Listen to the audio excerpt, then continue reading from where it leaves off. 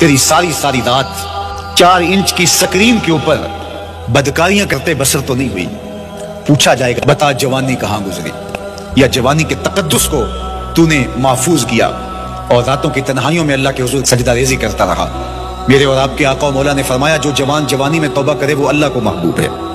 अल्लाह अकबर। और अल्लाह जिन 7 लोगों पर अपने अर्श का साया करेगा उनमें से एक शख्स का जिक्र करते हुए फरमाया वो जवान जिसकी जवानी अल्लाह की इबादत में गुजरी, क़यामत के दिन जब कोई साया नहीं होगा अल्लाह उसे अपने अर्श का ठंडा साया अता फरमाएगा, क्योंकि ये जवानी दोबारा नहीं मिलनी।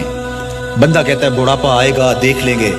जिस तरह हर चीज का सुरूर जवानी में होता है, हर चीज का लुत्फ बंदा कहता है जवानी में है, सजदों का जो लुत्फ जवानी में है वो किसी और जमाने में नहीं है। अपनी पेशानी को सजदों से आशना करो, अपने शबाब के तकद्दुस को पामाल ना होने देना।